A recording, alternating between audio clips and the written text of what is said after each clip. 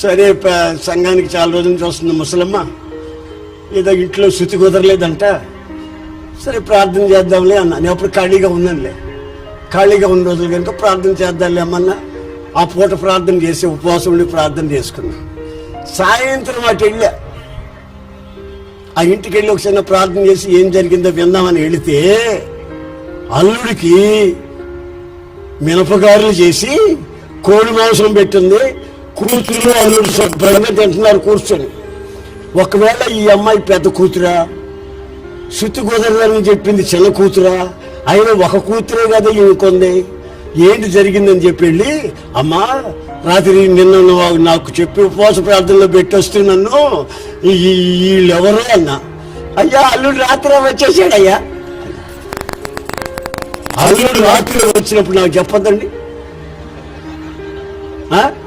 నాకు చెప్తే ఉపవాస ప్రార్థన మానుకొని మామూలు ప్రార్థన చేసేవాడిని కదా. వాళ్ళు స్థిరపరచబో బలపరచబో ప్రార్థన చేసేవాడు కదా. నాకు ఉపవాస ప్రార్థన పెడితే నువ్వు ఇంటికి వచ్చేమో ఆడికి మిరపకాయలను 7 కోడి మాంసం పెడుతుంది. నా కడుపు మండింది, నా ఉసురు తగులుతుంది, నీకు జాగ్రత్త అన్న. ఆమేన్. మరి ఒక్కొక్కరు వచ్చి ఒక్కొక్క రోజు ఉపవాస ప్రార్థన నాకు పెడుతుంటే నేను బతికినా సచ్చేనా? ఆమేన్. మరి ప్రతి వాళ్ళకి ఉపవాస ప్రార్థన చేస్తానని చెప్తే ఎట్లండి? వాళ్ళేమో సినిమాలకు పోతుండే, వాళ్ళేమో గారెలు తింటుండే, కొడు మాంసం తింటుండే, వాళ్ళకి నచ్చినవన్నీ మేస్తుండే.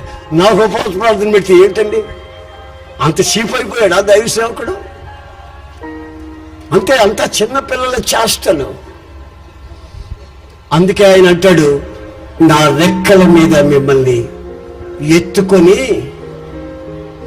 40 సంవత్సరాలు మోసాను. యెషయా గ్రంథంలో చదివిన వాక్యం ఏంటంటే, నేను గొర్రెల కాపరి వలె మిమ్మల్ని ఎద మీద నా భుజాల మీద మోసాను అంటాడు. ఇక్కడేమంటాడంటే, నేను పక్షిరాజు వలె. ఆమేన్, ఆమేన్. పక్షిరాజు వలె మిమ్మల్ని నేను మోసాను.